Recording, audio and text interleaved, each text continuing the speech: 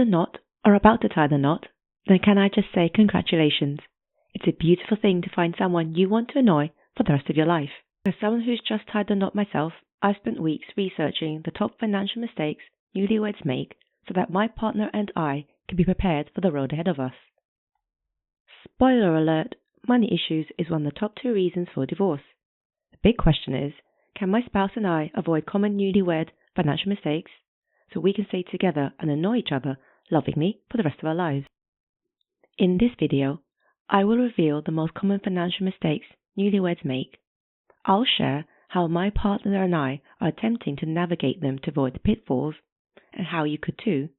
Plus, I'll point you to our other videos where we've done deep dives into some of these topics. But first, let's take a look at those stats so we know what we're facing. A joint survey by Northwestern Mutual and The Knot reveals that newly engaged and newlyweds cite their top 3 concerns as intimacy at 24%, raising children at 30%, and a whopping 40% of engaged and newly wedded couples cite financial stability as their top worry. CDA professionals have found that money issues rank as the 3rd most common cause of divorce, contributing to 22% of cases. But, according to James Sexton, a highly acclaimed family lawyer from New York City, puts financial problems as second only after infidelity. That's some scary stats. However, that doesn't have to define our story, nor does it have to define yours. But here's the thing. Some of these financial mistakes are so common, they're almost unavoidable. Let's see if you recognize yourselves in any of these. It's your wedding day with the love of your life, complete with the venue, outfit, music, food, drinks, decorations, and entertainment. You want everything to be perfect, and it probably was. Then the invoices come in, and the credit card bills start to arrive. Did you overspend? Mistake number 1. Overspending on a wedding or honeymoon.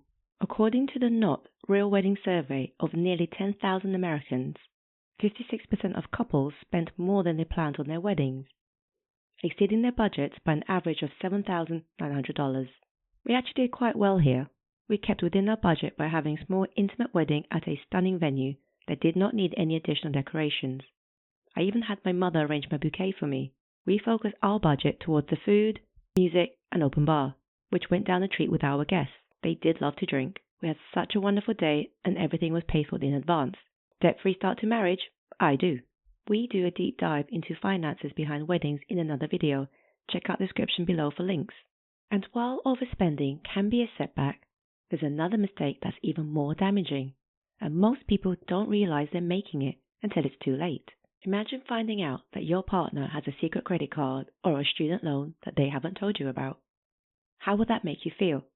How would that affect your relationship, especially now that you're married? Mistake number 2. Neglecting to discuss individual debt. We kind of experienced this one day after discussing some bills. I asked my partner if he had any other debts, and his response was a bit vague. I asked for more specifics. Was there a lot? And his answer was still vague. I decided to follow up and explain that I wasn't going to judge and that I had some credit card debt too. I just hate paying more interest than necessary. So I wanted to know if he had any debt so I could help him find a better deal. That completely relaxed him, and we had an open discussion, and we even started looking for better interest rates on his debt. It's not about being nosy or intrusive. It's about being honest and transparent about your financial situation. So take the time to have the uncomfortable conversation and work together to create a plan to pay off any debts. But even if you're completely transparent, another mistake could derail your finances and your relationship. You're newly married, living the dream, and everything feels perfect. You and your spouse split the bills and take turns buying groceries. Everything seems to flow. No arguments, no drama. Life's good, right? My partner and I never argued about groceries or who paid for what, but we were operating as individuals rather than as a team. We didn't realize how much easier and more fulfilling it would be to pull at least some of our finances together. When we finally sat down to create a joint budget, everything changed. It brought us closer together, giving us a sense of openness and partnership. A study from the Journal of Personality and Social Psychology found that couples who combined their finances reported higher satisfaction, harmony, and commitment in their relationships. The effect was even greater amongst low-income couples. We now have a joint account that we use for shared expenses like household bills and groceries. but we still maintain our individual accounts for our salaries and personal expenses. It's the perfect balance for us to maintain our independence while still benefiting from the convenience of a shared account. But even with a joint account, there's another financial trap that can sneak up on you, one that's even harder to navigate. Suppose you're daydreaming about a luxurious vacation to Bali, while your partner is focused on saving every penny for a down payment on your future home. Without realizing it, you're pulling in opposite directions. The result? Tension, frustration, and the feeling that you're not quite on the same team. Mistake number 4. Not having shared financial goals. According to a 2017 study by Ramsey Solutions, 94% of respondents who describe their marriages as great also report that they and their spouse discuss their money dreams together. But when you don't share money goals, you can start to drift apart. We only started really looking at setting joint financial goals together as part of making a wedding budget. We wish we had this conversation earlier, but nonetheless, better late than never. Imagine that your car breaks down or your boiler breaks down. That's stressful enough without having to worry about how you're going to pay for it. We've all heard the saying, expect the unexpected. But when it comes to finances, it's more like prepare for the unexpected. But with an emergency fund, you can breathe a sigh of relief knowing that you've got it covered. Mistake number 5. Not having emergency savings. A 2022 Bankrate study found that 56% of Americans can't cover a $1,000 emergency expense. Over 1 in 5 Americans have no emergency savings, and nearly 2 in 5 couldn't afford an unexpected expense over $400. Approximately 25% of UK adults have less than £100 in their savings account, leaving them vulnerable to financial shocks. When I met my now husband, he had about 6 months' worth of emergency savings, and I had honestly zero. I had some savings in an account, but I couldn't get to it quickly and easily in case of an emergency.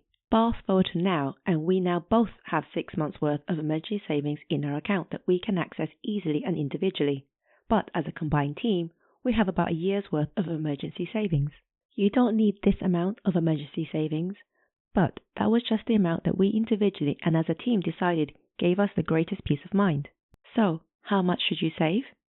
Well, aim for 3 to 6 months, or whatever makes you comfortable. But having emergency savings isn't enough if you're making the next mistake, a mistake that can hurt your financial future in the long term. Retirement might seem like a lifetime away, but the earlier you start, the better. It's easy to think, oh, we're young, we've got plenty of time. But trust me, time flies. It felt like only yesterday I was in my early 20s. Mistake number 6, neglecting savings. When you start saving early, you're giving your money time to grow. Even small, consistent deposits can add up over time, and it's a great way to secure your financial future. Plus, it's not just about you, it's about your partner too. You're building a life together, and that includes planning for your golden years. But none of these tips matter if you're still making the next crucial mistake, but it's the one that's the most overlooked. If you found this video helpful, hit the like button and subscribe for more. Communication is key in any relationship, but when it comes to finances, it's crucial. Mistake number 7, not communicating about money. As we've pointed out throughout the video, avoiding talks or hiding debts can lead to conflicts and mistrust. However, it's not a one and done deal. Make financial conversations a regular part of your routine. So let me make a small but important adjustment to that mistake. Not continuously communicating about money. But it doesn't have to be boring. We grab a bottle of wine that we have budgeted for and that comes out of our joint account, and we check in on our financial goals and plan what next big trip we should be saving for. I hope you found these newlywed tips helpful. However, there's a bunch of other mistakes I wish someone had told me 20 years ago, so check out that video next.